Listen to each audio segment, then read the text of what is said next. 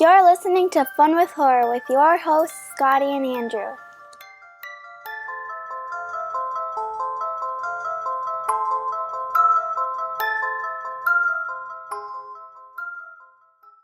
Hello, I'm Scotty. I'm Stanley.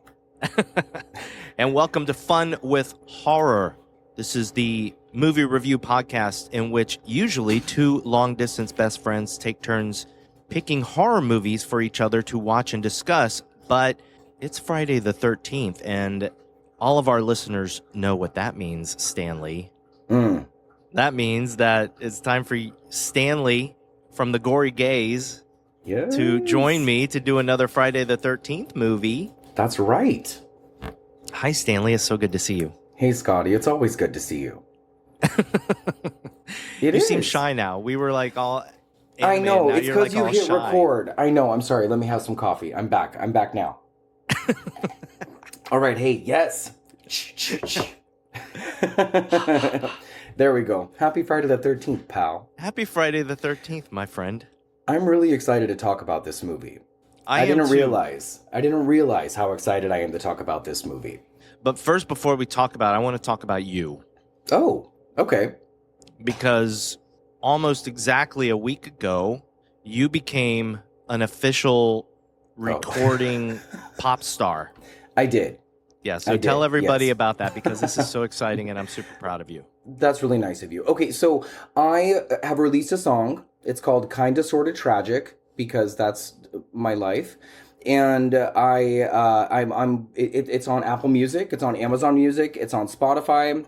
It's a song I wrote, and I moved here a long time ago to sing, and it just kind of fell to the sidelines. And a couple of months ago, I decided that that's just what has been missing from my life. And I contacted this really wonderful producer, and we just managed to create this really wonderful song. And it's out, and I hope everybody takes a moment to listen to it. That's it. It's great. I'm really happy about it. I'm sure they will. I hope they do. I might just throw some of it on this podcast. Oh my God, stop it. You're in for a scare. I should have said goodnight and fucking left instead. And now I'm dying alone in someone else's bed. I thought he loved me once, even though we just met. I'm better off alone, I guess. Yeah.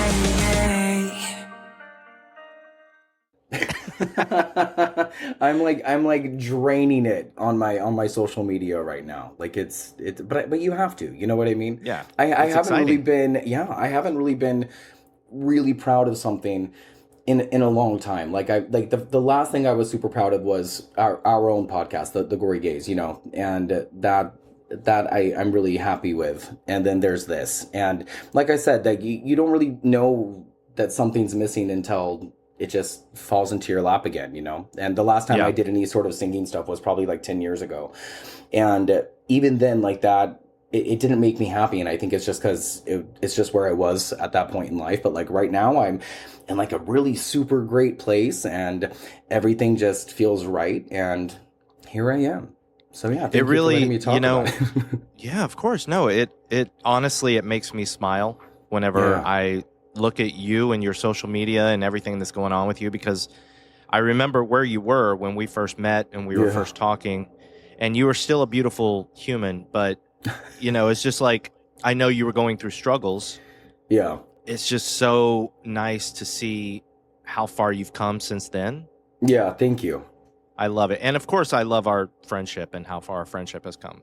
Oh, yeah, no, I really do too. I think I'm a firm believer in everything happens for a reason, and I feel like I've said it so many times, but it's just, especially the last 2 years, really, everything happens for a reason. Everyone comes into your life for a reason, so I'm very grateful. I'm very blessed. I hate to sound cliche and corny, but it's just very, very accurate. It's an accurate statement. So just to remind and stress, the song is called Kinda Sorta Tragic. And the artist name that it's under, so people can look it up. That Stanley Jacobus. If you're asking your devices, it might be Stanley Jacobus. Yeah. But that's just, it's a technical issue. If you're asking Siri, it might be Stanley Jacobus, but I don't know. You can give it a shot. But that was the cutest thing that I saw this past week, was you for the very first time asking, I don't want to say it out loud because she's listening, but she's always listening. Your Amazon Echo to play your song, and it was so cute because you know, just the look on your face, you couldn't believe that you were. It was a struggle too, because I had set up a release date, and then on the release date nothing was happening. Like, it didn't drop the way it was supposed to, so I was kind of panicking. And it's not that like I have like thousands of people waiting for this, it's really just a personal thing. And all morning I was asking, you know who? I was like, hey, play me. And she was like, I don't know who that is. And if you do say my name, she somehow brings up like this kind of cute little African children's chorus that starts singing about Queen Mary. And it's a really catchy but annoying minute-long song. It's like, Queen Mary, cha-cha-cha. Like, it's the most annoying, cutest thing you've ever heard. But you can only hear it so many times. So after like 3 hours, I gave up. And then randomly, I was just like, okay, hey, play me. And then it started to play me. And I was like, wait. But then it stopped because, you know, she glitches out sometimes. And then I had to like record myself because I was like, I don't know if I'm high or what. And I did it again. And then that was like my genuine reaction. And it was I had to cut the camera because I literally burst into tears. It was one of those moments where it was like, oh my God, this has never happened. Because like 20 years ago, when you like have your music on iTunes or whatever, it's not the same. You can't have it like, hey, now playing Stanley Jacobus or whatever. So it's a good feeling. What you need to do is you need to record another song, yeah, and then have a really, really heartbreaking video about a dog getting old. Oh, no. And then everybody will watch it on TikTok, and it'll become a trend, and there you go. No, then you're famous. There was a guy who did that, and I actually did a response video to that, and it's the most painful thing. Yeah, God. Louis Capaldi. That's his name. Oh, man. What a fitting video to that song, too. The most terrible thing you've ever seen. I know. Yeah. I actually watched that video back after you did it, not too long after you did it. And I was like, all right, let me see what all this is about. And I watched it, and I think I was prepared, so I didn't cry. But then I showed it to Mary at the time, and she lost it. Yeah, she was like, that was so sad. Why? We don't deserve animals, man. We don't deserve them. And that's a very good example of why we do not. Not to go off on a tangent, but it's super hot here in LA right now as we're recording this. Oh, bad. And let me tell you about animals. I come home and my window air conditioner's having a hard time keeping up with the heat. Ours is too. Just watching my poor cats like kind of borderline panting. You know, trying to keep them cool. I bought a portable AC little cooling unit just for them. Like I'm fine. I'll deal with the heat, but I need them to be okay. You know. Sure. No, so it's like I've gone all these years not buying a portable cooling unit like I should have, and then finally, you haven't had to. No, well, I mean, I just never have. I've just dealt with whatever heat comes along. Oh, you're amazing. Because, you know, LA, it only lasts usually it only lasts a few days, but this time it's lasting like almost a week. Yeah, if we have a heat wave, it's never really that terrible. But this is, I mean, we should be clear. This has been above 100, at least in Calabasas. I should be clear. Over where I work, it's been above 100. Here, it's like, I mean, I woke up and it was 85. No, yeah, me here too. in Hollywood. Yeah, I think we're about the same. Yeah, we're not very far. Yeah, I'm in North Hollywood. It's about the same. And the bad part of this, in fact, excuse me, my cat, Ziggy. No, don't do that. The bad part of this heat wave that I've never really experienced is how late it stays hot. Oh, yeah. Like, we're used to it dropping down to the lower 80s, at least the 70s during heat waves. But this is like, it's staying in the 90s until 9 o'clock, 10 o'clock at night sometimes. It starts hot, stays hot, and then it just maintains the heat. It's pretty bad. And we have this heat wave until tomorrow. I think we have it until tomorrow night. Yeah. Oh, it's pretty Tomorrow's awful. the last day of it, and then it'll start to cool down, thank God. And I was going to add on to the whole cat thing. Watching a cat pant is 10 times more dramatic than watching a dog pant. There's something I know, because really, they don't do it. They don't it's really do it. sad. So It's like sad and tragic. Like it. Oh, because I get sad watching dogs pant in general. Because I have 3, and just seeing them uncomfortable is not ideal. And just watching a cat do it is just like there's something wrong here. Like it just doesn't. It looks very out of place. yeah. Mm. Well, speaking of dogs, the dog in our movie today survives. You know what? I had that in a note because I wasn't sure if the dog lived, and then because I couldn't tell if it was the mom or the dog in that particular scene. I couldn't tell if she found the dog or if she was the one that was about to get it. Well, let's get into this. Okay. You gotta get that sucker in the icebox! I must be nuts! I mean, I really... Good night, Axel. Hey, where are you going? I'll tell you where I'm going! I'm going crazy! Friday the 13th, the final chapter, was directed by Joseph Zito. It was written by Barney Cohen with a story by Bruce Hidemi Sakow, I guess. It stars Kimberly Beck as Trish, Erich Anderson as Rob, Corey Feldman as Tommy Jarvis, Crispin Glover as Jimmy, Judie Aronson as Samantha, and Peter Barton as Doug, plus some other actors that play people that get killed by Jason. That per usual. Stanley, let's talk about this real quick because this has been so interesting. Andrew and I did our commentary. Well, let's go back. When Andrew and I started this podcast, we decided that every Friday the 13th, we would do a commentary track for a different Friday the 13th movie, right? Yeah. We did the very first Friday the 13th on our first Friday the 13th. But then the next time we decided, you know what? Let's not do a commentary track. Let's just do our regular episode and talk about the movie like we always do. Let's just discuss it. And I decided that I would randomly pick one of the movies using a 10-sided die. And Friday the 13th Part 2 came up. I rolled a 2. So Andrew didn't have time, so I invited you to talk about Friday the 13th Part 2 with me. Yeah. Then the next Friday the 13th came along. Once again, Andrew was busy. So I invited you again, and once again I rolled a die, and a 3 came up. So then we decided, you and I, that, you know what, since we're accidentally going in order, let's just keep going in order. So now we're here, we're doing Friday the 13th, Part 4, the final chapter. So Stanley, I'm asking you right now, where does this sit in your list of Friday the 13th movies? What do you think of this movie? I enjoy this movie probably more than most of them because I know that I feel like I change my ranking of these films every time we talk about them, but I feel like that this is definitely one of the more solid entries in the franchise. I feel like that this is probably the last one to take itself seriously, like really seriously. Yeah. And I think that makes it a lot more effective. And I think that since they had, like, I think having Tom Savini on board also was really, really a good choice. And I think that a lot of the people behind it thought that it was the final chapter. So I think that also was really helpful. I really like it. I really like it. I think that the actors all did a really good job. And I think that the director also did a good job.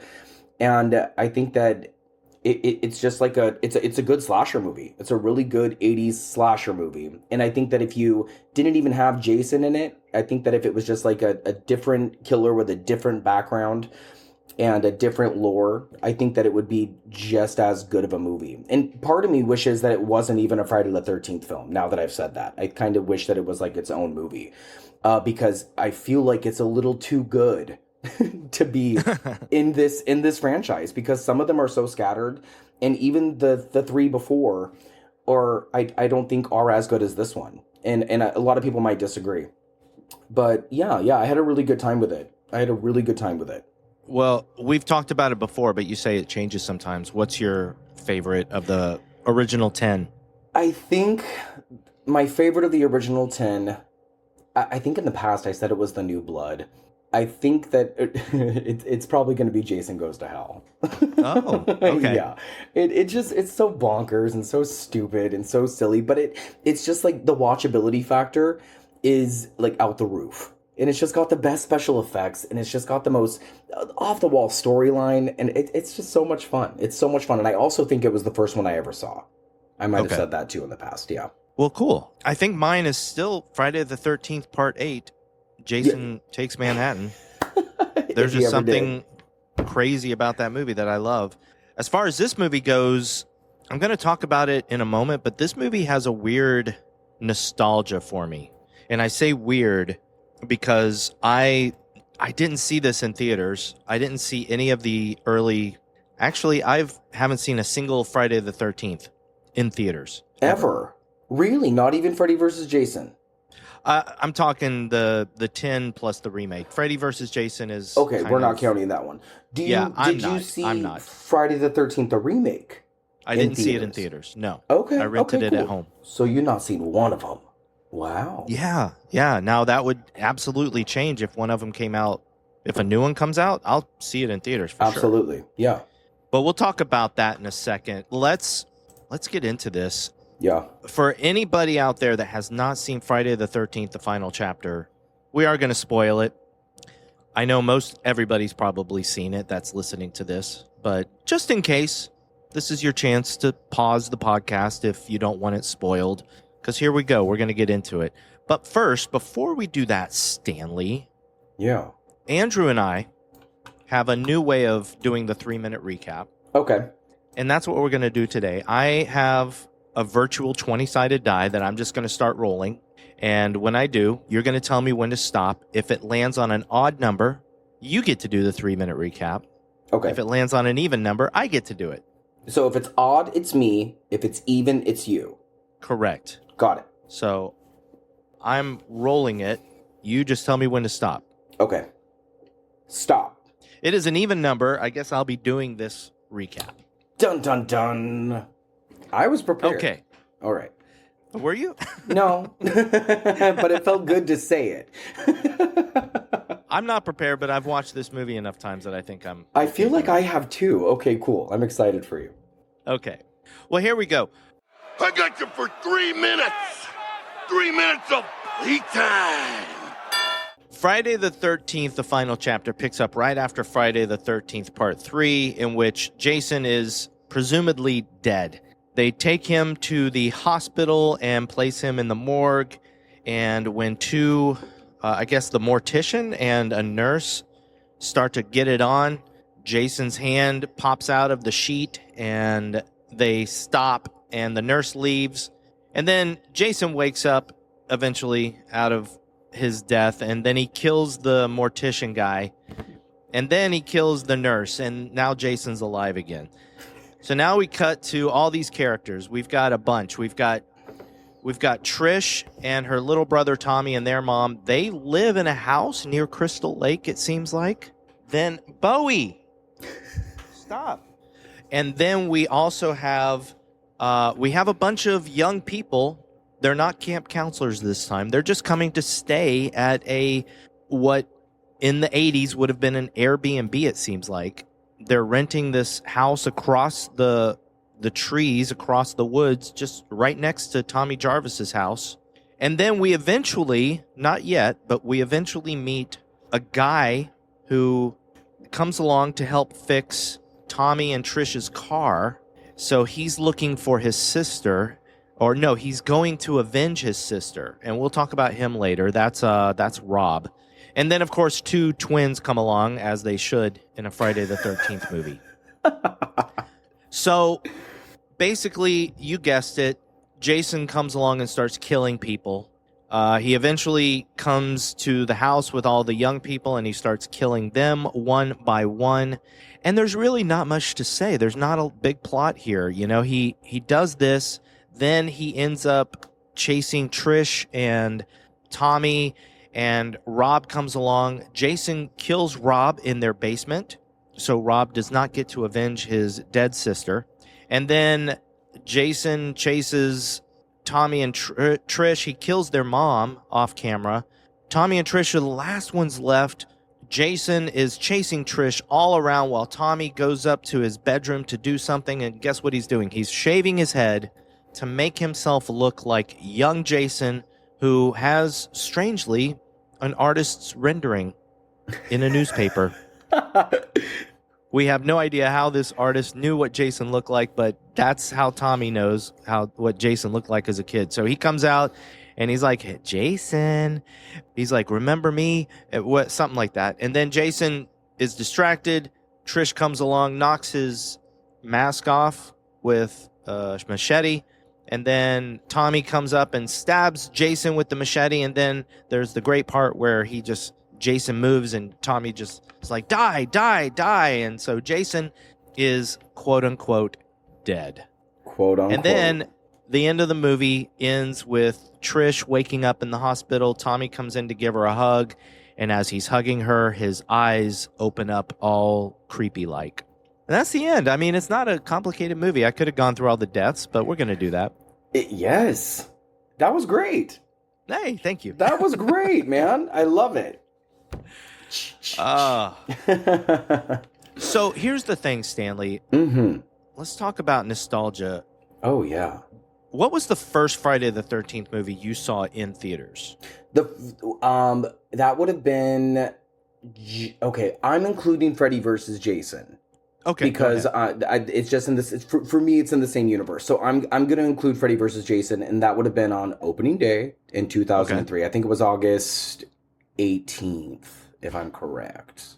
I'm going to say August of 2003. So yeah, that would have been the first one, and then I saw Friday the 13th, the new one, the remake in 2009, which would have been I think it was Valentine's Day ish.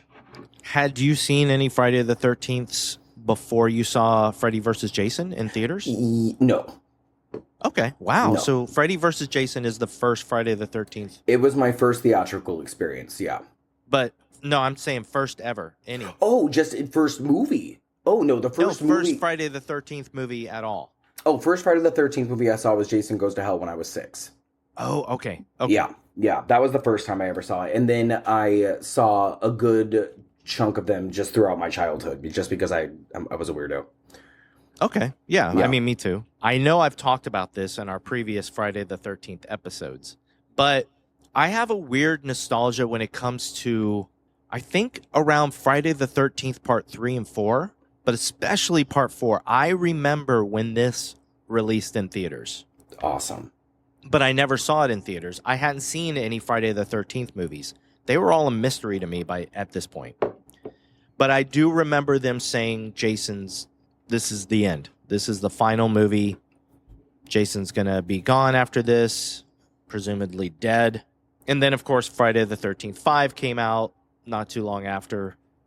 But I remember just hearing all about it, even though I never saw it in theaters, and I have a weird nostalgia for that. Yeah. For the advertisements, for seeing it in the paper, like Friday the 13th, the final chapter is playing. Makes sense. You know? Yeah. It's weird. Yeah. But of course, I didn't see it until later when I was spending the summer with my grandmother, and she would record each Friday the 13th movie on HBO or Cinemax or whatever it was on. And they were playing one movie a night. She would record it, and the next day at her house, I would watch the movie with her. That's awesome. You had a good grandma. Yeah, she was a great grandma. Yeah. I don't know if my mom was happy about that, but probably not. But yeah, she was awesome, and I got to watch, I think, at least the first 5 that way. That's really cool. So, I saw the 5th one at my grandma's house when I was a kid, and I don't even think she knew it was a Friday the 13th film, and I didn't either, and I didn't even know that that's what I was watching up until recently when I was rewatching it, I think during the pandemic. And it was because the scene with the candy bar, I don't want to spoil it, but you know what I'm talking about, right? Yeah. Okay, yeah. And I remember seeing that as a kid, and that scared the shit out of me because I just had no idea what I was watching. And then when I watched that again during the pandemic while I was marathoning, I think you did the same thing. You marathoned it during the pandemic, right? No, I marathoned it back in like 2015 when I was staying in North Carolina for a few months. I love it. Okay, yeah. I marathoned it during the pandemic, and when that part happened in part 5, I just had this weird flashback to being at my grandma's, and I was like, oh, shit, like, this is this is the moment. So no, I understand the nostalgia stuff. Like these movies too, they happen. There's a moment in Halloween Part 5 that kind of comes back to me too, like a specific moment in my childhood. Anyway. No, I've said it. I love these movies, and I think Jason, of the big 4 slashers, which for me are Michael Myers, Freddy, Jason, and Leatherface. Yeah. Jason's probably my least favorite, but I still love him.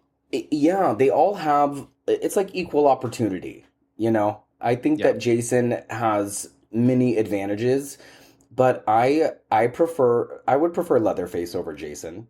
Yeah. Just because of the story. You know, I think that the Friday the 13th movies are all kind of dull when it comes to the story. Like Jason's story in general is fine, but you don't need 13 movies. You really don't. If you removed 30 minutes of this movie, it's all the walking. It's all just these kids walking around in hallways. It's all just them like searching through things and nothing coming of it. That's really all it is. That's why I was thinking literally this morning, I was like, these movies would be kind of interesting if like today, if they just did like an hour episode and made it into like a long series of just a killer killing people in a barn house, you know? Yeah. Yeah, but it's kind of interesting. I don't know. There's not a lot to them. There's not a lot of substance, but there's still a lot of fun. Yeah. You mentioned something. There's a lot of walking. I was surprised to see that Jason kind of runs in this movie. That was in my note. I don't remember him running at all. Yeah, I don't remember either. him being a runner because he slows down. He slows down like much. I mean, from 6 on, like when he becomes zombie Jason, I think even in the first 3, he walks from one place to another. Yeah, he's a sprinting at one point in this movie, like upstairs. And I love that. I love it. Not mad.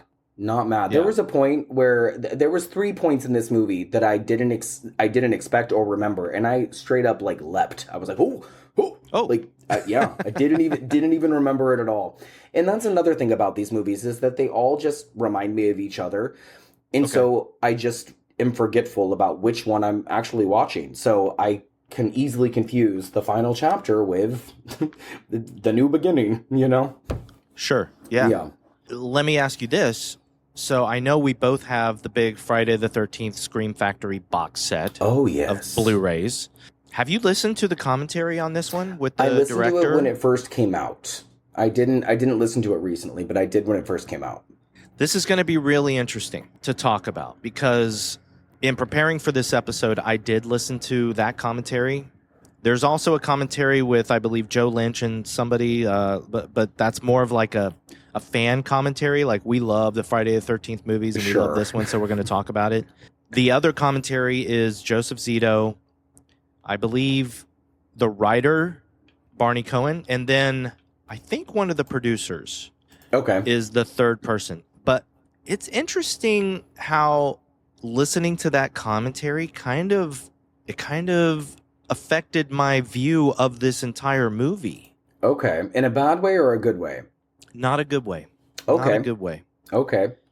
All due respect to people, I don't like to talk crap on people, but Joseph Zito and the other 2 guys kind of came across as kind of sleazy in the commentary.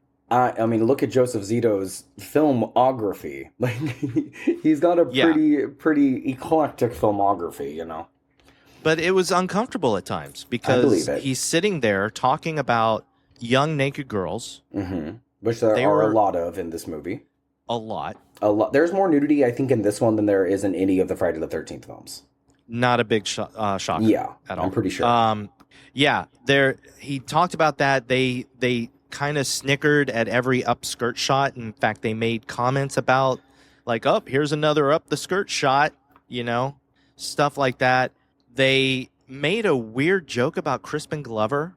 Not really a joke, but they were saying that when he's in bed with the one twin and they're naked, they were laughing about how he was really thankful that they put that scene in for him and that he was visibly happy with that scene. Like, they're joking that Crispin Glover had an erection during that scene. I'm like, guys, really come on. silly is I feel weird now. In my notes, I was like, oh, this is an endearing scene. Like I actually in my notes was like, oh, this is like cute acting from Crispin Glover. Yeah, it Now was. I feel gross because it was like probably genuine.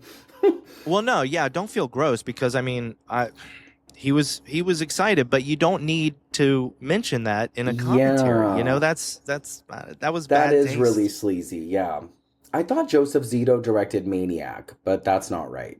That's not right. No. He directed The Prowler. Yes, Which is the he directed same The fucking Prowler. thing. He also directed a couple of Chuck Norris movies, Yeah, like really, and he really did Red shitty action Scorpion movies. with Red Scorpion with Dolph Lundgren. Of course. But yeah, the other thing that they mentioned was a couple things that I just didn't like hearing. One was about the dog. Oh.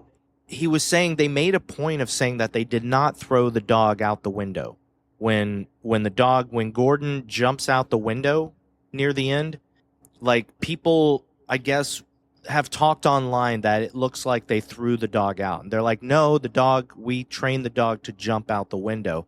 But then he's like saying, you know what? I wouldn't have been mad at throwing the dog out the window, though. I'm like, dude. Oh. Stop. That's terrible. Yeah, he just had this attitude talking about the people that worked on the movie as if they were just objects that helped make the movie, you know? And it was like, I didn't like it. And then, of course, there's the famous story, a lot of people have heard it, where Judie Aronson was butt naked out on that lake, and it was in December. It was super cold, and it was so cold that she was crying.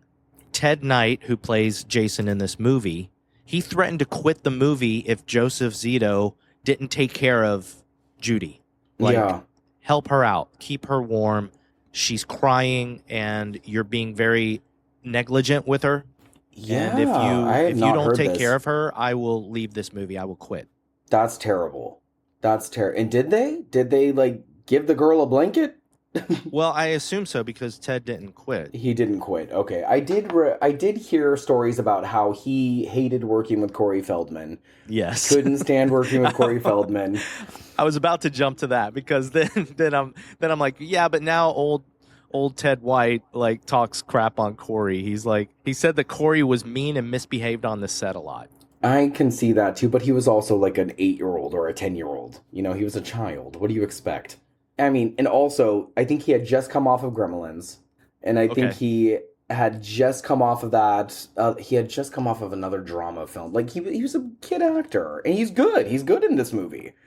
He's great in this movie. He is good. He's good. He's got a lot of fun moments. Yeah, I think that he's like I feel like that this is more of an ensemble-ish type of movie. All of these movies are. I think everybody gets a fair amount to do.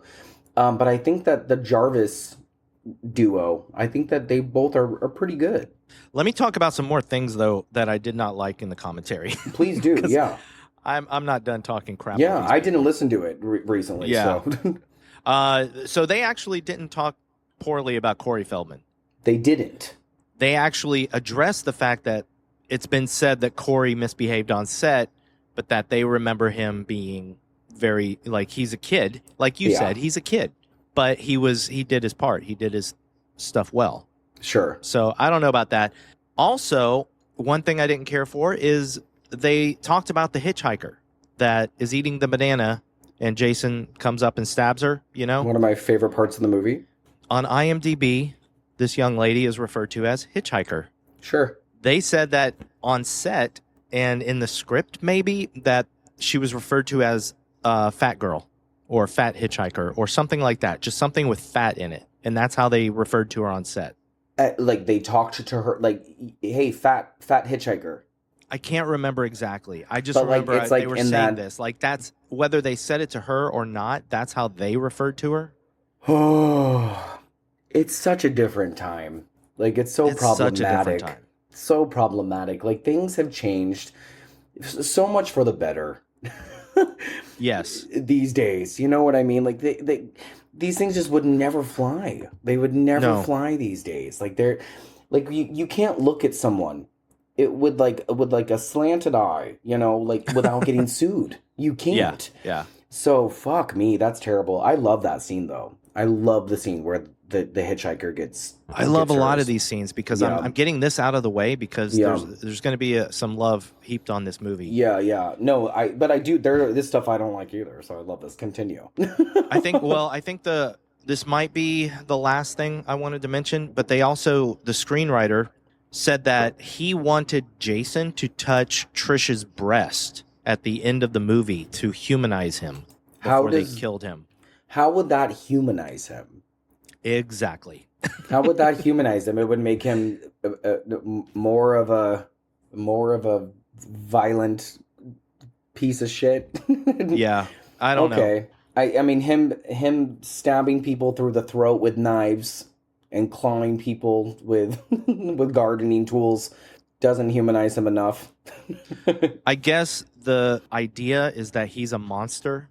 You know, in this movie, he doesn't feel like a man, a human. He feels like a zombie, like this creature monster that's risen from the dead. And they wanted something to make him feel more human, to maybe make his death a little bittersweet, maybe? Because it's the final chapter. Yeah. Right? Yeah. Okay, so let's touch her breast first. They swear up and down that they were also under the impression that this was going to be the last movie. They were told to make sure that this is the last movie, even though they could have killed Jason a different way. They thought about cutting his head off, and the studio wanted the machete through the face or whatever. I do have some questions about the machete through the face. I do think that's a really peculiar way to go for like the last hurrah. But we'll get there. I think that this movie was just made by a bunch of douchey, a-hole older men. You know, in most slasher movies were back in like the late 70s, early 80s. Like they like I said, they didn't have a lot of substance to them. It was really just about seeing blood and a lot of TNA. And you didn't really care if the acting was good, or you didn't really care about the story. And that's unfortunate that this commentary exists, and I mean, this stuff is forever. You know what I mean? It's like porn. Yeah. Like that stuff is there forever. Like I got to listen to this again. I'm sad that I didn't listen to it before this. I mean, there was a lot of that. It was also an interesting commentary. There was some really cool stuff, like at the beginning when Jason moves under the sheet in the hospital. That was actually the actor moving after Zito called cut. But they kept it in because they thought it worked as kind of a creepy moment where you see Jason, oh, he's still alive. Yeah. You know?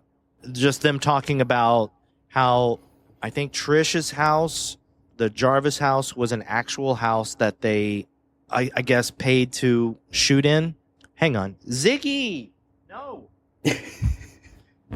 Sorry, my cat's like eating plastic and I have to stop that. I love it. Anyway, so yeah, the house was an actual house, somebody's house in Topanga Canyon. I think it's still there. Is it? Oh. I think it's still there, yeah. I think that I think people still live in it, but I think that it's still there. It's used in My Girl Part 2 as well.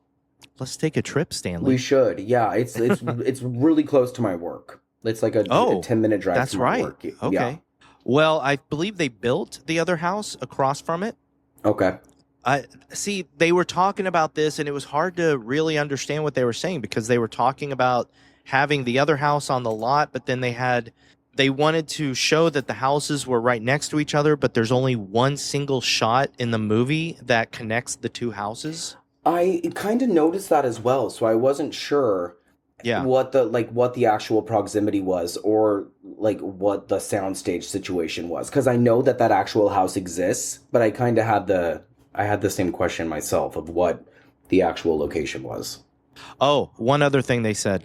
I got to talk about this one too. This was so they talked about I think Sarah is the girl in the shower. Yeah. And there's the part where they're getting hot and heavy in the shower, and she presses her butt against the shower. I like that you call it hot and heavy. Hot and heavy. They're doing the sex. And, they're doing the sex. And she presses her butt. Well, the actress didn't want her bare butt shown on camera, right? So they got a model. So I think they said that they actually got an adult film actress who doesn't mind showing nudity. Sure.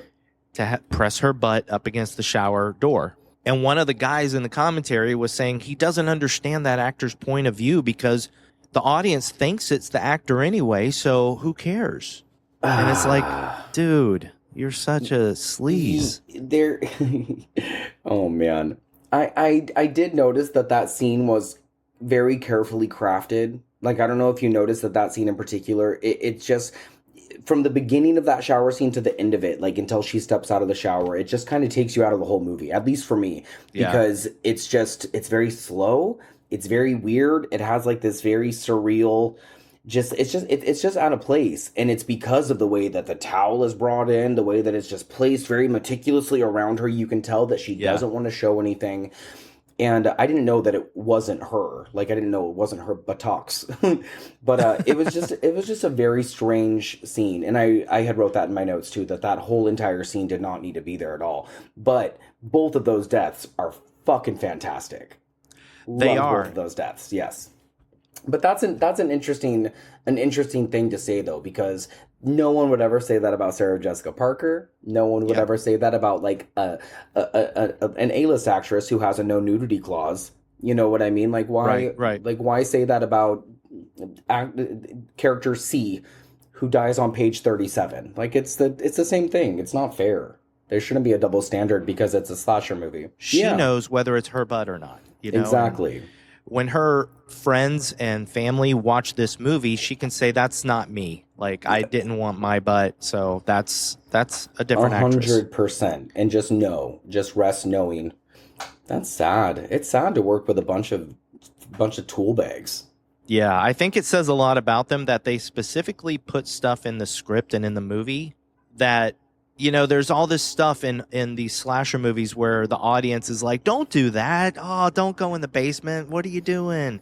They specifically put these things in the movie so that the audience would yell at the screen, you know, and yell at the movie. Yeah. A lot of times these filmmakers, they make these movies and they try and make the characters at least realistic. Like, would the character actually do this? Even though it seems dumb to the audience, the character would actually check this out. But no, they specifically had the characters doing dumb things so that the audience would yell at the screen, which I'm not totally mad at. I think that's kind of fun, you know? Yeah, they wanted it to be a fun experience. I think so too, because I noticed a lot of the I'll be right backs, and I noticed a lot of the rules being broken, I guess you could say. Yeah. And I had a lot of fun with that because I was giggling and I was like, oh, this is exactly what you're not supposed to be doing. This is so very horror. And that's what you're supposed to have fun with. Yeah. And I love it when Trish sees Erich get killed, runs back upstairs out of the basement, and then turns right around and goes back into the basement just to double check. Yeah. When he's literally screaming, he's killing me, he's killing me, he's killing, and then stops because he's dead. Like, bitch, he's dead. Why are you going back in there? Like, like it's classic. It's so good, so good.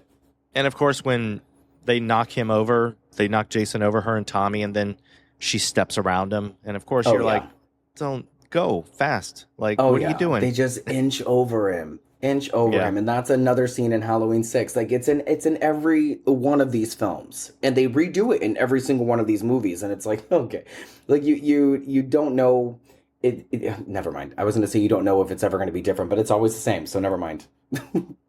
I wrote down one more thing. Sorry to go back to the commentary. No, say all of it. Yeah. This is the last thing that I have written down. There was a comment about something that one of the girls was wearing, and that they would have made it a wet t-shirt thing if they hadn't been supervised on set. If they had not have been supervised on set, so they had They had a little bit of supervision on set then. Ugh. Yeah, and they would have made it even more sleazy and had like one of the characters in a wet t-shirt so that you could see her boobs. What's shocking to me is that the first 3 movies don't have a sleaze factor. Like, they don't have like that in your face sleaze factor to it. Like, it's not I Spit on Your Grave. Like, it's not Last House on the Left, like rapey. Like, it doesn't, it's not, those aren't those kind of movies. So I don't understand what they're trying to prove here with that kind of stuff. I think, like you said, I think they were just old men that like knew that they were making a famous movie and they wanted to see young breasts themselves. So they put them in the movie. They wanted to see these girls naked. Like, honestly, that's how I felt. Like, we're making a movie, so we have an excuse to have this girl take her clothes off so that we can actually see her naked. That's the feeling I got. Whereas in the other movies, you know, if there was any nudity, it's momentary and it's just kind of like 80s fun, you know? Yeah. It doesn't feel exploitative. Well, it kind of feels exploitative, but it does to a certain not extent. sleazy. Yeah, but like you said, it doesn't feel sleazy. Yeah, there's a certain degree to where it just becomes like ultra voyeuristic, I guess. Yeah. You know, and like it leaves a bad taste in your mouth. It leaves a bad taste in your mouth. It does, and it kind of painted this movie not as good as I used to think it was. Yeah, you know, yeah, and I've only seen now this the movie maybe feels 3 sleazy times. to me. Yeah, I've only seen it like maybe 3 times all the way through, and the last time I sat through it was maybe the most recent time I had seen it all the way through, like in one sitting. Right. And but yeah, that definitely changes things. It definitely changes it things. It does, and it's sad. I mean, I hate it, but I feel like the mortician guy at the beginning of the movie in the hospital is like, yeah, I do too, and I feel like he's a personification of them. That actually makes a lot of sense, and I love his death, and I thought that his death was fantastic, but his dialogue is so fucking cringe, and just like his facial gestures and what he's doing in order to get this other nurse's attention and stuff, I was like, wow, man, like they could have just killed him. They could have just killed him. They didn't have to do all of this extra disgusting stuff just to show us what a jerk off this guy is. Like, and having that weird yoga stuff going on the television, like, I guess we can just agree that some of this just didn't age well. No, it didn't. And like talking about that guy, it says a lot about their perverted fantasies, the filmmakers, that they had this, she like spurns his advances for a while, but then all of a sudden she's into it. Like suddenly she's like, no, just kidding. I now want to have sex with you. This, you know, this guy that's not like somebody that you would expect a nurse to want to get with. And doofus. Yeah, it's not like she was like, she didn't seem like the type of character.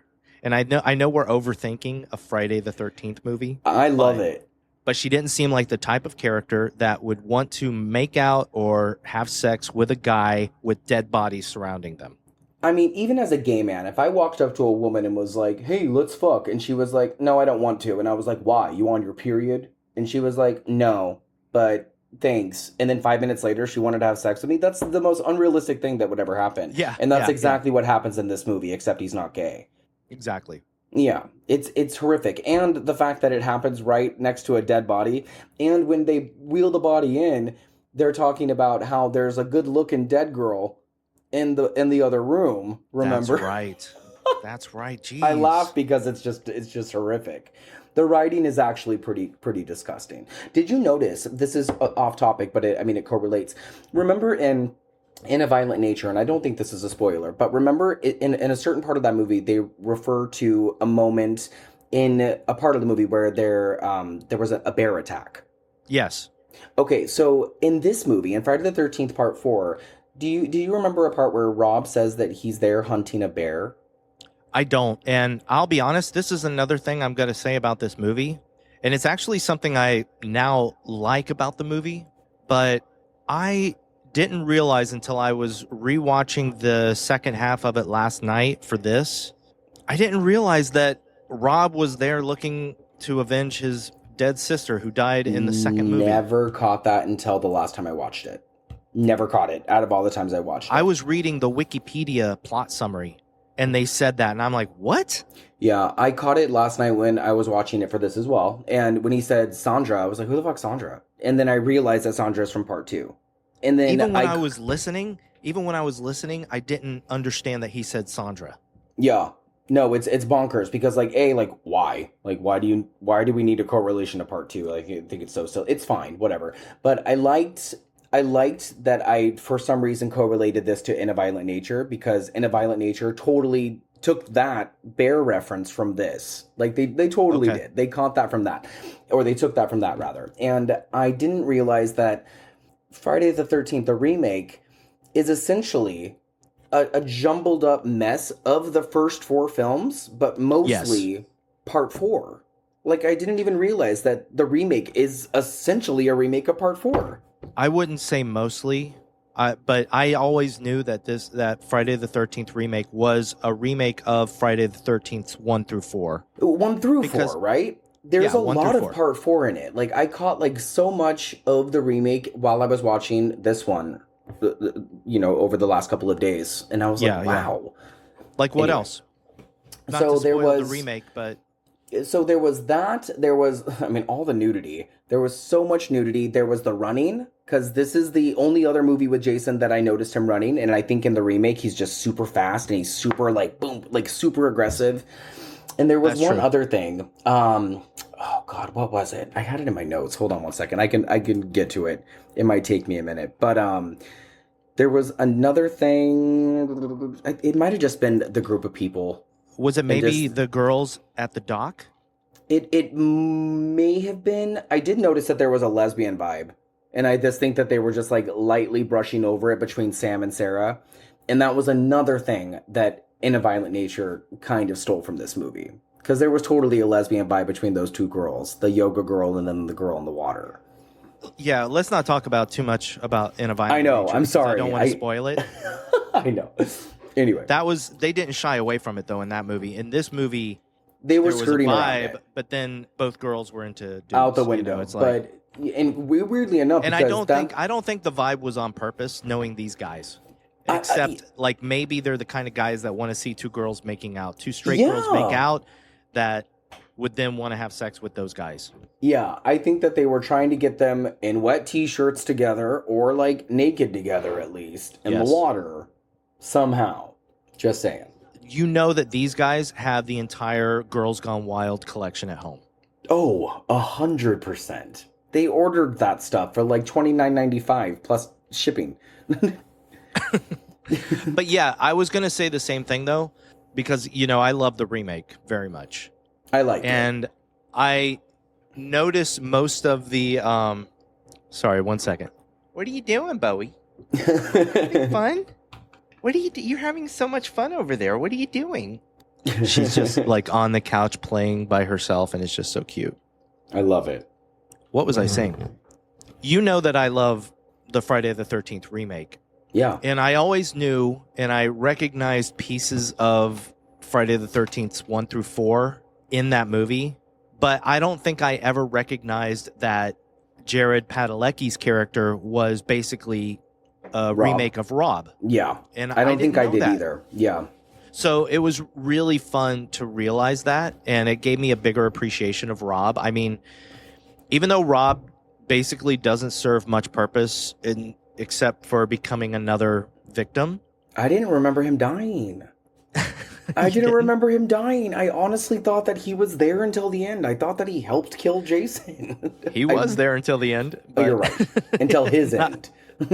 But I mean, he was even there. His body was sitting there. I just don't remember Jason just coming out of the darkness in the basement and killing him. I really don't. Yeah. That just voided out of my mind. And that's the thing with these movies, too, that there's always just like 1 or 8 characters that disappear from my memory.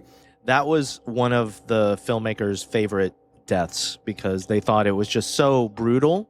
They thought it, I mean, and I see what they're saying. They thought it was more visceral than other deaths because Rob is sitting there going like, oh God, he's killing me. The fact that he's yelling and being murdered by Jason. All the other deaths are pretty quick, Yeah. I mean, this one is a little bit more painful. I can understand what you mean. I just don't like the choice of weapon. The weapon is like that shitty little, like gardening hoe. Like he uses like a little... Oh, that's true. That's true. It's like tiny. You couldn't kill a plant with that. But okay. I'll give you everything else. Well, I mean, it's not me. Give them Oh, that, no. I'm whatever. talking to Joseph Zito, sir. I hope he's listening, you pervert. Yeah. Anyway, yeah, but I liked Rob. I also it's funny watching these movies much later and recognizing some of these actors from things you've seen him in, like Rob, for instance, Eric Anderson. I remember him in, what was it? Felicity. He was Felicity's dad. Was in he? Yeah. I didn't know that. That's what I remember him from. I just know that he died a couple months ago. Oh, yeah, that's true. Yeah, a couple months ago? I think it was June. I think June of this year. That's so sad. Yeah, I didn't know that he was Felicity's dad, though. I remember him in... Melrose Place? Was it Melrose Place? He was on one of those shows. I wanted to say 90210, but maybe it was Melrose Place. Oh, maybe that one. I only wrote down Felicity. That's great. Yeah, I'm looking because it was Unfaithful. That's what it was. Unfaithful. Oh, Unfaithful. With Richard Gere. Unfaithful. Yes. Unfaithful. Okay. Love it. The other one was Peter Barton as Doug. So hot. And he was a good-looking guy. He really was back in the day. He was a good-looking guy. He was in Hell Night, which I have not seen. I saw the first 20 minutes, but we all know how I feel about Linda Blair, so I will not support it. Oh, that's right. Yeah. Okay. Well, I mean, it's according to how you watch it. It's not necessarily supporting her unless you Speaking of big breasts, she's got a big old set of breasts in that movie. Stanley. Okay, Stanley Zito. Okay, I'm done. Stanley Zito. That's actually the musician name I'm going to use from this point forward. There you go. What was Peter Barton also in? He was in something somebody's Star. Don't tell me. Where he was like this science fiction hero dude. Something Star. Who directed it? Do you know? Oh, I don't know. Are you asking me? Oh, okay. I'm asking you. I thought you had IMDb open. Here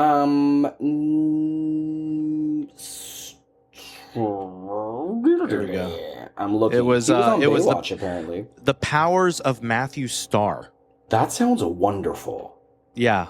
That sounds great.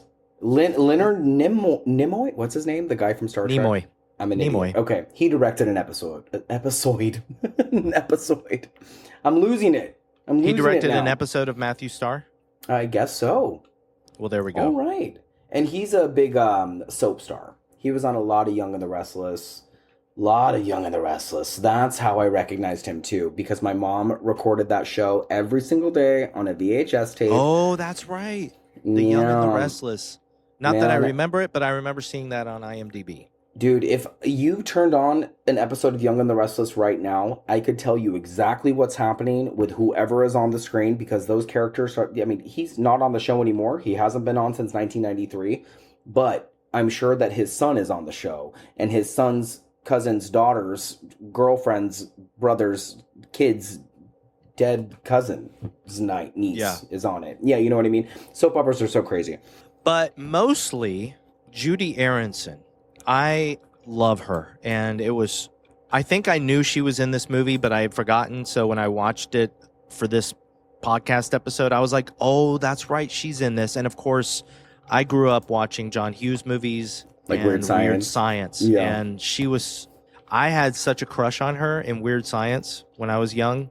And so it was just great to see her. And it makes me dislike Zito even more because I like her so much. Yeah. And I think she's really good in this movie. And she's honestly, she's one of the bigger names. It's different people in this movie, which we're also going to talk about. They went on to do big things. Some of them did not.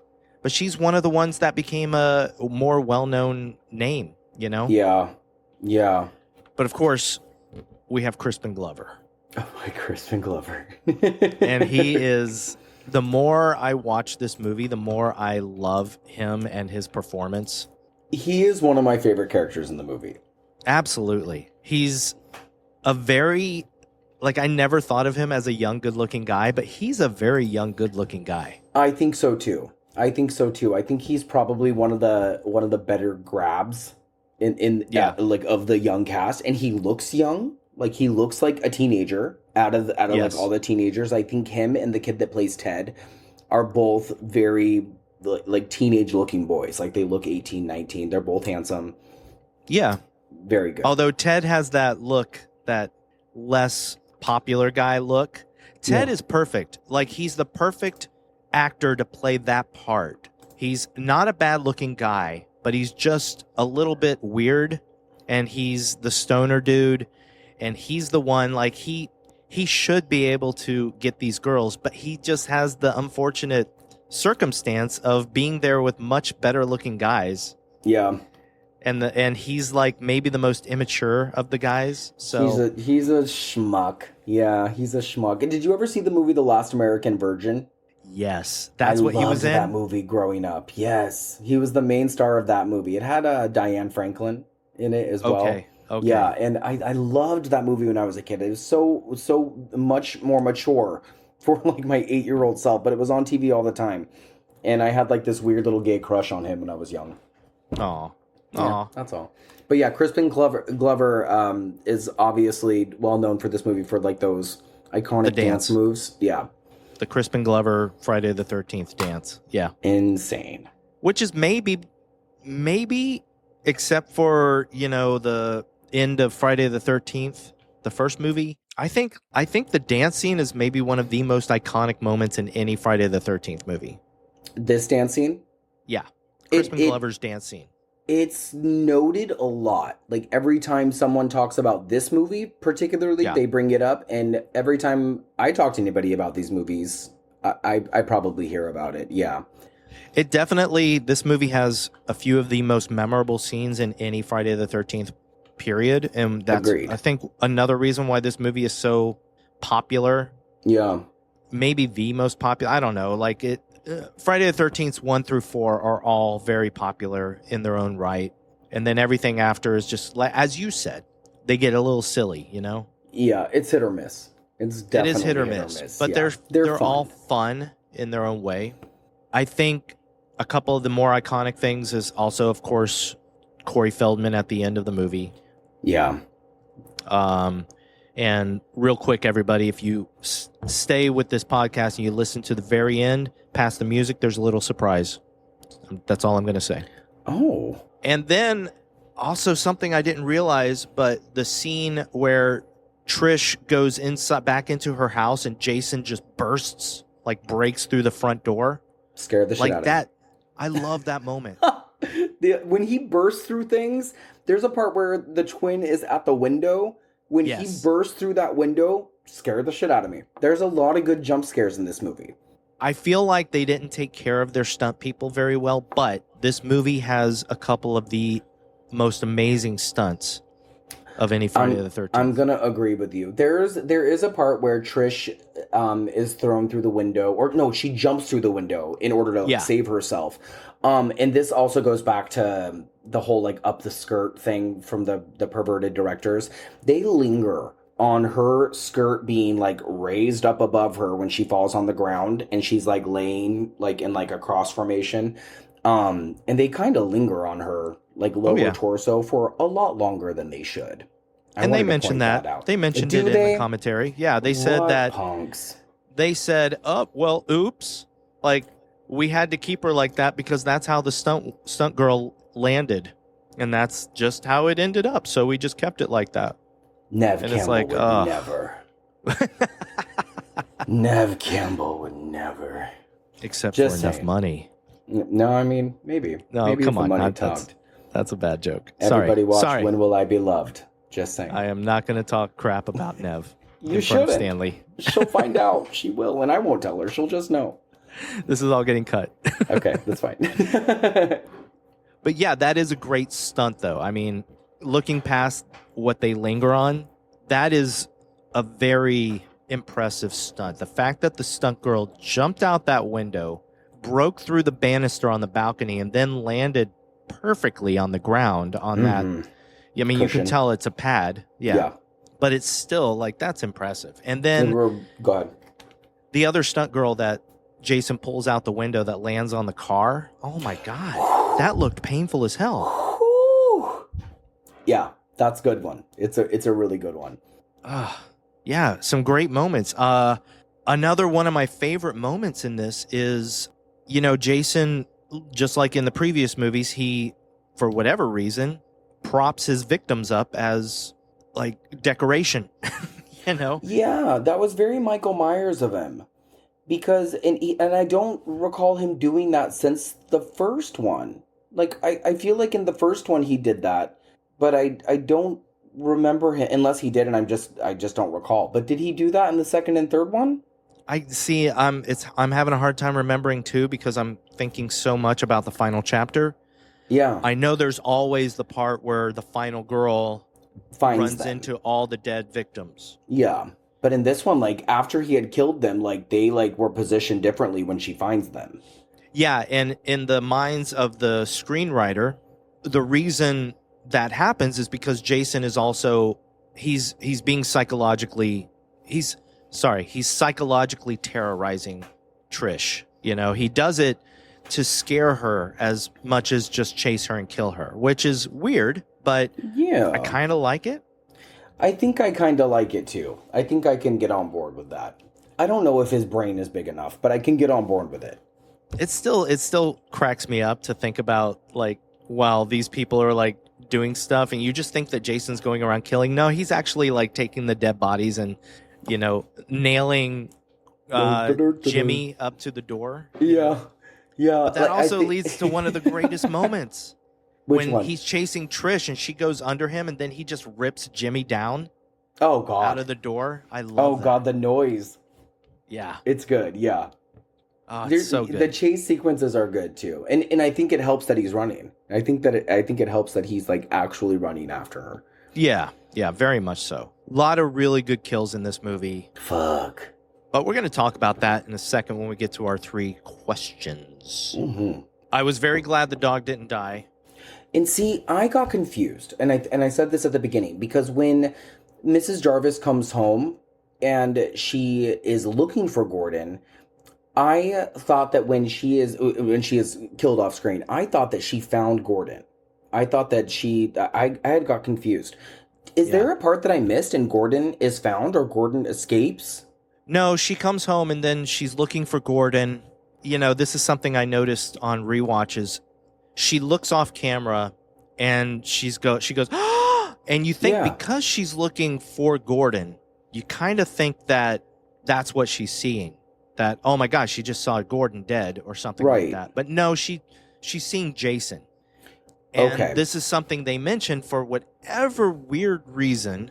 They thought that showing a mom being killed on camera was a step too far. No, just wait till part 7, y'all. Spoilers. They cut it out. Don't worry. They cut it out. There's actually an alternate ending of this movie where, just like in previous movies, the final girl, after everything is over, she has a dream sequence where she goes upstairs, she finds her mom in a tub full of blood, and then Jason is suddenly behind her and she wakes up in the hospital. You know, awesome. It's like one of those dream sequences, but wonderful. Yeah, they didn't want to show a mom being killed. I bet she would have been down for it. Oh, she was definitely down for it. I mean, she was down. The actress was down to lay in a tub of blood, you know, watery, bloody water. So it was the same actress who was in the tub of bloody water. For sure. Okay. Yeah. And she's great too. I thought it was just the screenwriters. They didn't want people to see a mother being killed. That's it. That's stupid. I maybe it is. I don't remember what morals were like back then. I mean, I always just go back to movies that came out before this. Yeah. And I think of movies like I Spit on Your Grave, and I think of movies that came out in like the mid 70s, and then I think of the death scenes that are already existing within this movie, and I just don't think that anything is off limits. Yeah, I don't think it would have been bad to have the mom die. And also on camera. There's the ending in Friday the 13th Part 1, which everybody knows if they're watching Jason's Part 4. Mom. That's Jason's mom. That's different, and she is actually going around killing people, so that's different from this innocent mother who is just trying to raise her children. Yeah, exactly. I do want to say, though, I do love the way that Rob is like giving like the lore of Jason at one point to Trish. And I do like how, since this is like the last chapter at this point in time, that they do give us that moment of Pamela Voorhees' grave. And it's like the only grave with like a marker. I do like that little moment. I like that kind of stuff. I like that moment too. And that's right before the hitchhiker. Right before the hitchhiker. who I love. I think it is hilarious that there's a hitchhiker on the side of the road. She's like this hippie, and that she's eating a banana when Jason stabs her through the throat. And then, her banana, she squeezes it. Yeah, she squeezes the banana. And it's amazing. I also really love, like, one thing I love about that kill is that Tom Savini had a second chance, you know? Yeah. He had a second chance to make the neck trick look better. Yeah. Yeah. And it does. It does look better. I think that I think the effects in most of the movies are pretty good. You know, I think that they're pretty top notch. But I think when Savini is in charge of these things, it's just another level. It's just another level.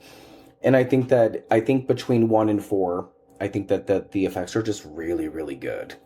And even as an edited film, because this is not uncut. I don't think the one that we watched is uncut, is it?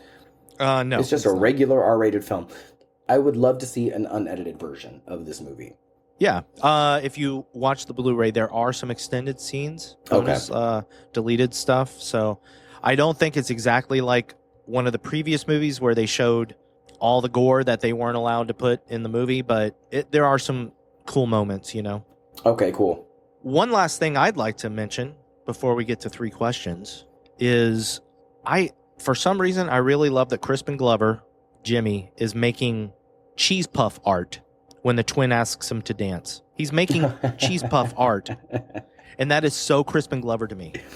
He is, I think he's really kooky in everything that he's in. Have you ever seen What's Eating Gilbert Grape? Yeah, of course. It's such a beautiful movie. And Crispin Glover is so Crispin Glover in that movie too. Like, he's just such a weirdo. And he would play like an Undertaker. You know, like he just is, he's so himself in everything that he's in. And I feel like he probably is a little bit of this character in real life as well. He's a little bit of Willard. He's a little bit of, there's like a helicopter going outside my house. I'm sorry if you can hear that. That's okay. I can't hear it. Okay. It's like right outside my window. But yeah, I really like Crispin Glover. Just to really quick advertise our friend Justin Beam, who we've talked about on Fun with Horror. Justin he's Reverend Entertainment, and they do bonus features. He actually put together this entire Friday the 13th box set. So that's incredible. But he has on his podcast, the Justin Beam Radio Hour, I believe it's called, he has an interview with Crispin Glover, and it's really good. Oh, I'm going to have to check it out. That's really neat. Oh, God, that's probably a really good conversation. One of my favorite moments with Crispin in this movie also is him in the car with Ted, where Ted's like, you know, let me look this up on my computer. Oh, I love it. The Betty dead fuck talk. Yeah, and I love that Crispin just like, he's like, okay. But then as soon as like Ted starts to like type on this imaginary computer, Crispin's like looking at it. He's like, well, what does it say? Just like, it's like when you pick up the imaginary phone and the other person's like, put the phone down. Yeah. Yeah, I love that stuff. No, I really like the chemistry between those two as well, because they're like the only two that are like actually friends, like out of this whole group. Yeah. And you can tell that they probably were really good friends, like off camera. Absolutely. He has a great death too. Fuck. Like it's gonna be hard to pick a favorite death because they all like there are so many good deaths in this movie. Well, we're gonna have to pick one soon because are you ready for 3 questions? I don't know yet. I don't know yet. I feel like I have something else to talk about. Hold on. No, maybe not. Yeah, look at your notes real quick. I do like the and I think it's in most every horror movie that involves a TV. How come every time a TV is thrown on someone's face, it always explodes like into a fiery furnace? That's the 80s. We're talking about the 80s when like if a car fell off a cliff, it would just immediately explode. And that would never happen, right? Most of the time, no. Okay. You just have to extend your belief. A car might catch on fire after it lands off of a cliff or something and then maybe explode, but it doesn't like just immediately explode upon impact. Okay. Just like a TV doesn't immediately there would be a spark. But it wouldn't burst into flames. No, not burst into flames. And I also wanted to say, I do like how young Tommy Jarvis is like a jack of all trades, and like he like is a young mask maker, and he is like excellent at video games, and he can fix cars, and when the power goes out, they're like, go fix the power, and every time something breaks, they rely on a 9-year-old to do it.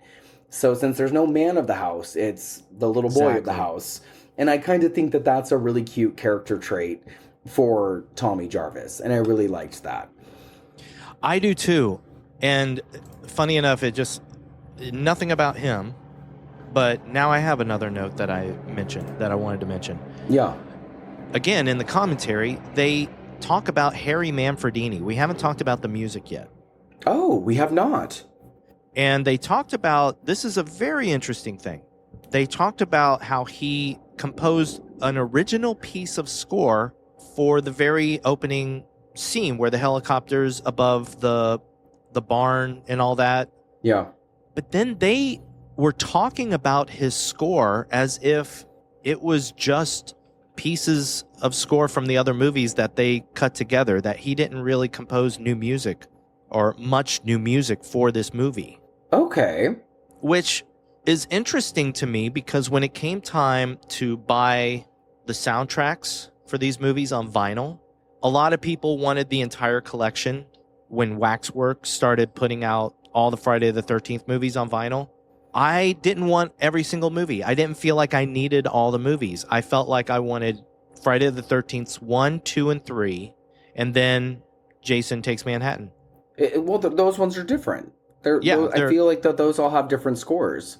Yeah, I mean, 1, 2, and 3 have some similar themes, obviously, and some of the same stuff, but there are some differences in them. And of course, Friday the 13th Part 8 is a completely different composer.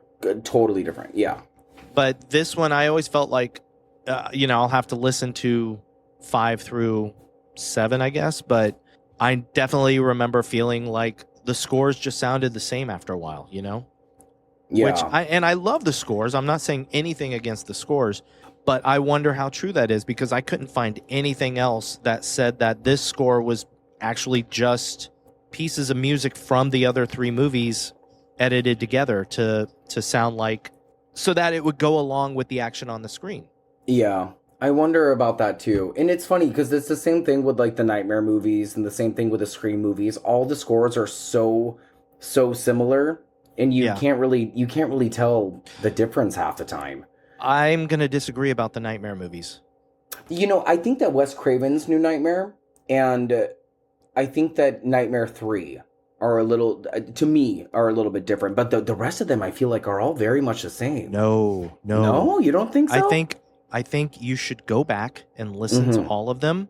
Okay, and you'll realize how different they all are. Because I think every single Nightmare on Elm Street is a different composer. They are, and I know like Part 1 was Charles Bernstein. Yes, sir. Iconic. Part 2, which is actually one of my favorites, is Christopher Young. It's actually one of mine too. I love Christopher Young. And it's completely different from the first movie. Completely. And it's actually, I think that Part 2 is actually the scariest. If you had to like pick like a music-wise, yeah, like spooky score, I think Part 2 is like the best one out of all of them. Number 3 was Angelo Badalamenti, who did the Twin Peaks score and all that. I like that one too. Yeah. And he brought back Bernstein's main theme. Mm-hmm.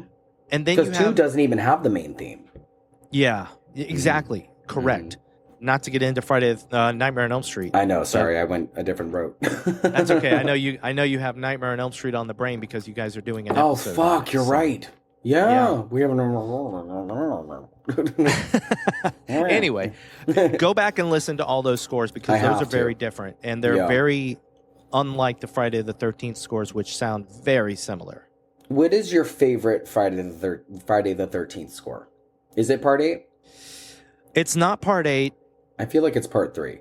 I think it's Part 3 because Friday the 13th Part 3 has that very surprising disco opening. It's so wild. I had this Halloween CD when I was probably 9 or 10, and it had all these like iconic scores from movies like Poltergeist, Friday the 13th, etc. And I thought that the Friday the 13th one was going to be the theme. Yeah. And I was so shocked when it was like that dun, dun, dun, dun, dun, dun, dun, and it was like that upbeat, wild, and I was like, what the fuck is this? And so it had all these great scores, the Tubular Bells, the Halloween theme, and then that, and I was like, this is not Friday the 13th. And I didn't see Friday the 13th Part 3 until much later in my life. Yeah. And when that came on, I was like, oh, that's where this is from. Nuts. Yeah, I do love Friday the 13th score. It's good. I don't know. Yeah, I don't know. Because Friday the 13th Part 2, I think also I feel like Manfredini took his score from Part 1 and just made it even better. Yeah. So it's iconic and everything. But enough about the music. I think we should get to 3 questions. Okay. And talk about some kills. Okay. Who would cross the bridge of death must answer me these questions 3. Question number 1, Stanley. Let's do this. Okay. What did you think was the best kill or death in Friday the 13th, the final chapter? Okay. I think the best kill in Friday the 13th Part 4, the final chapter. Oh, God. Okay, so initially I want to say the spear gun to the pee-pee for Paul was because that was the one that I felt, right? And it was also the one that I didn't remember. Like, that was another one that I was like, oh, fuck. Like, I didn't remember that one at all. But it cut away so quickly to where I was like, oh, no. Like, so I want to say that one. But then I think the one that was, like, more effective to me, I want to say is going to be... oh God, no! I'm gonna stick with that one. I'm gonna stick with that one because the next one I was gonna say was the neck twist at the beginning because the effects was so good and it was just so fast and like the noise that it made and like what a great way to start the movie off, like with that amazing effects. And that guy sucked so bad. But again, there's so many to pick from. There are so many good kills. Like the shower one is really good too. Like Peter Barton getting his face smashed up in the shower. Yeah, I would have to pick this. Talk about that one because that one's my favorite. Oh God. Okay, so why do you love it?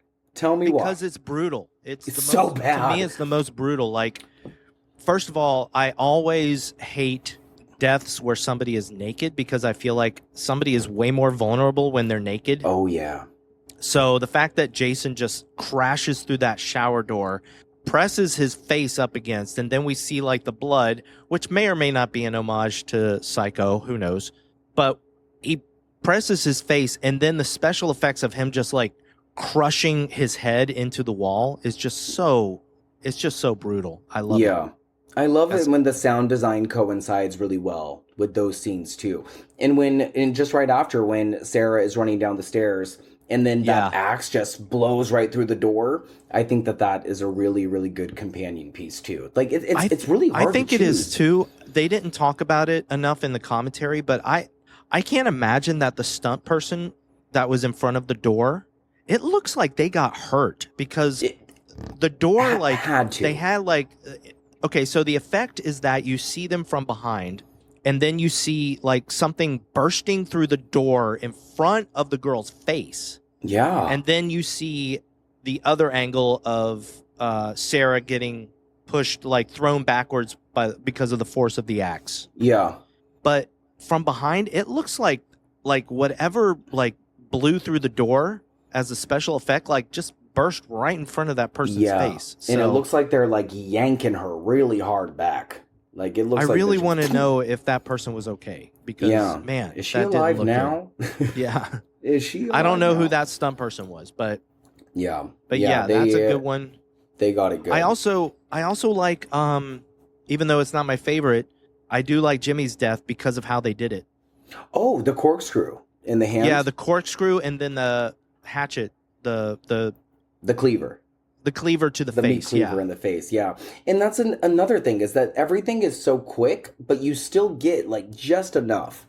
You still get just enough of like the blade in the face, the hacksaw on the throat. And that was another thing. The Axel at the beginning, the douchey nurse guy. You get that hacksaw on the throat. You slit the throat just enough, like right into the flesh, and then you twist the neck around. So you still get enough Savini to satisfy the gore thirst, you know? And I think that's absolutely. It's just lovely. And I think that's Savini homaging himself. And I think that the first movie is still a little bit gorier. I think that it still has like more screen gore, I guess. I don't know about that. I feel like it does, I don't think because that's it true. doesn't shy away. It does. And well, actually, wait. I'm going to disagree with you. Yeah, we're talking about think so? the original Friday the 13th. I feel like it's there's bloodier. not a lot of blood in it at all. Really? Yeah. I think that this one kind of went ham at the end when she was like, "I'll leave you something to remember me by," and starts like chopping his hands off. But I thought that was silly. I thought that it didn't look all that real. I thought it was more for like silliness. I think there's a lot more blood in this than Friday the 13th. If you go back and watch the original, it's been a minute.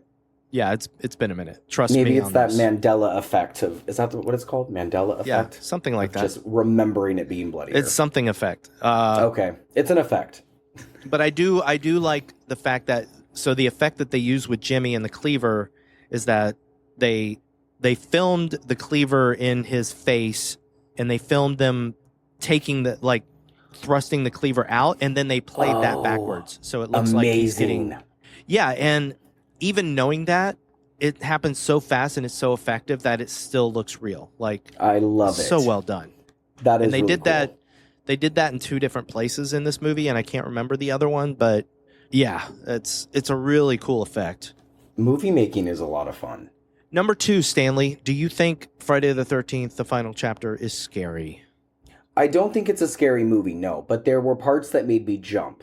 I got alerted by some jump scares. But I don't think that these movies are scary. I think that there's like some creep element, especially now that I know backstory to like what happened behind the scenes for this movie. But no, I mean, I think that later on down the line, these movies get like creepier with like the lore and stuff. But they're most of the time they're just silly.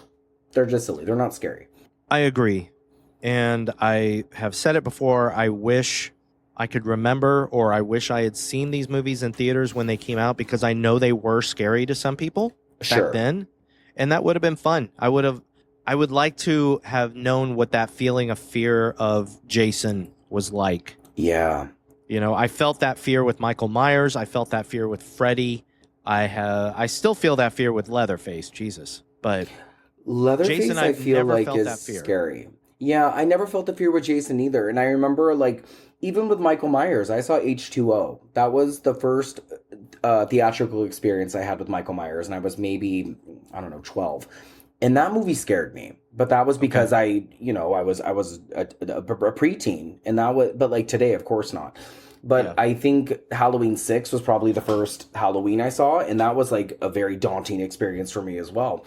But I never got the boo factor from Jason. And maybe it's the mask, maybe it's the factor, that the disbelief factor. It's just none of it just really made a lot of sense to me, even as a kid. But it doesn't negate the fact that these movies are not fun, because they are. And they're just outrageous. Don't jump ahead, Stanley, because I'm sorry. Question number 3. the ultimate question. Did you have fun with horror?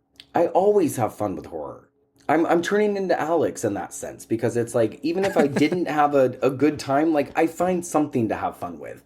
And to repeat myself, like, you just can't not have fun with these movies. Because even when it's like, even when there's a bad moment, there's something that follows that makes it like, okay, it's okay. You just have to forgive it. You have to forgive it. And you know what you're in for the moment that you press play with these things. Yeah, absolutely. I agree, but this is an interesting question for this movie.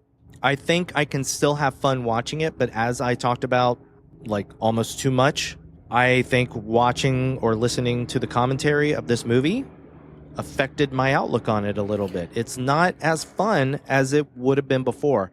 I love commentaries. Maybe there's some commentaries that shouldn't be listened to. There you go. Yeah, You know? and I don't listen to commentaries all that much. Like, I do on occasion when we do stuff like this, but I mean, obviously today I didn't. But when Alex and I do our own commentaries and stuff like that, we might. Yeah, that definitely does change whether I might watch this again in the near future. You know what I mean? Yeah. Well, this is the only time a commentary has affected my outlook on a movie itself.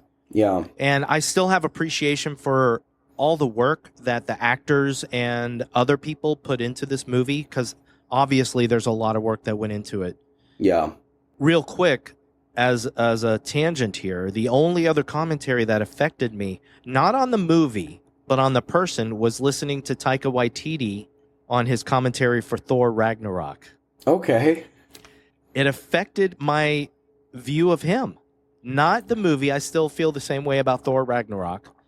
But he just could not... He didn't care about the commentary. And all he did was make jokes about how amazing he was. Oh. And you know that saying that there's always a little truth in every joke? Yeah. You know, that's how I felt with that one, because the first time he made a joke, it was funny, but then he kept making jokes about how amazing he was. And oh, no. I'm like, all right, dude, I'm starting to feel like you really do believe that you're amazing, you know? And it's hard to read a room when there's nobody in it, you know? Yeah, so if you're doing a yeah. commentary and there's nobody there to, like, give you a little point and be like, yo, bro, shut up. Like, that's not funny. Then, well, especially, and he felt like he could do no wrong. He didn't want to do the commentary. You could tell. He said so at the beginning. He's like, well, I'm doing this stupid commentary again. And then at one point, his daughter comes into the recording booth because he's at some studio recording this. And she just, like, he just forgets the commentary for a while and he starts talking to his daughter, which is cute. But at the same time, stuff is going by on screen that I'm like, can you please talk about this? Like, this is a really cool scene, but you're just like playing with your daughter. And on one hand, it's kind of an interesting original commentary, but on the other hand, I was like slightly annoyed because I wanted to learn about the movie. Exactly. Why are we listening to it if you're not learning anything? But that's a huge tangent. But it's it just still comes back annoying, around though. to, yeah. I wouldn't be happy. And I'll still, believe me, we've got another Friday the 13th coming up in December. Good. And we'll be doing Friday the 13th, A New Beginning. I was just going to ask, and I just watched it again recently, because I told you I just watched part 8, because I watched this one, and then after part 8, I watched part 5. So much fun. I'll probably watch it soon, maybe during October. Sure. But yeah, I'm looking forward to getting into that one and talking about how Jason comes back. And does he ever? It's a new beginning. We all deserve one. Especially Jason. Let me put it in the old computer. No, I'm serious about this. The computer don't lie. Now, let's see.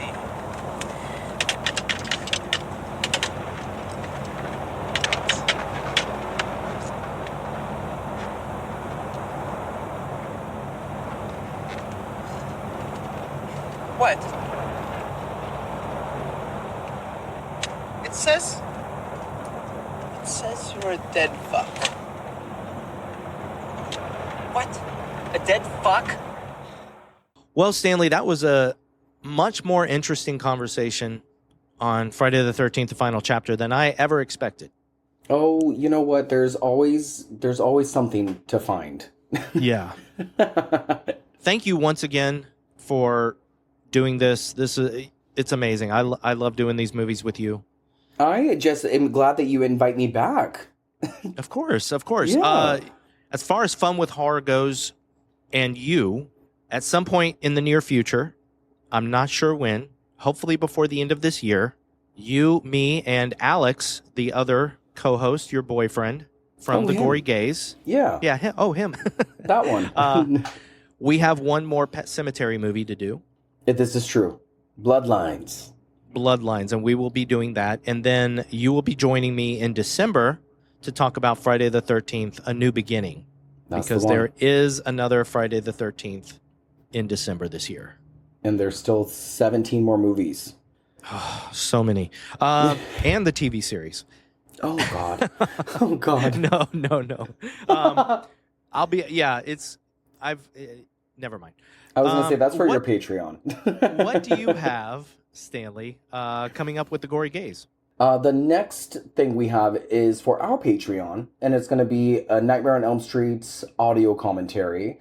to celebrate the 40th anniversary, which is actually in November, but that commentary is going to be coming out the following Monday. So that is the 16th.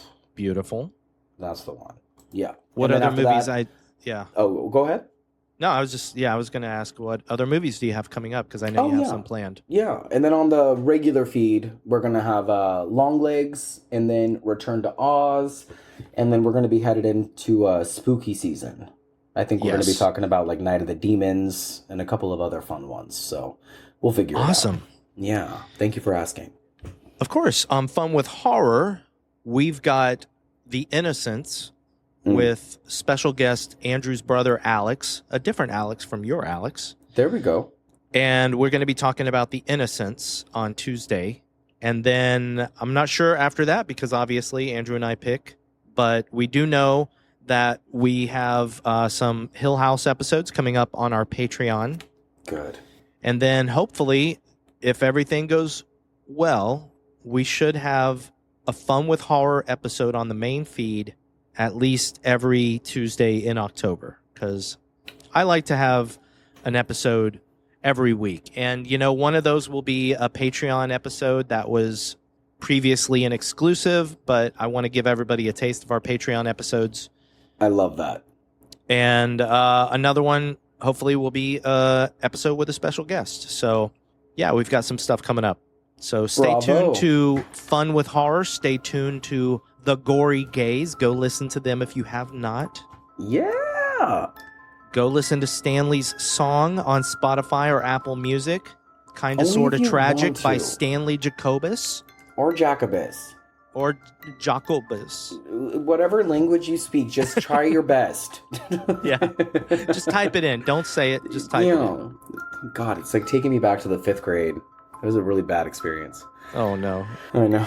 But thank you, Stanley, for being on the podcast. Scotty, thank you, as always, for being so wonderful and beautiful. I love you. I love you dearly, sir. And thank Happy you, Friday the everybody 13th. out there. Oh, sorry. happy Friday the 13th. That's right. And thank you, everybody out there, for listening. Thank you, patrons with horror, for being patrons of us. It's wonderful. Everybody, all of you that listen to us, we love you. And of course, as I said, keep listening to the end of this episode after the music for just a tiny little surprise. But that's us. That's us signing out. Bye, Stanley. I love you. See you later, man. Take care.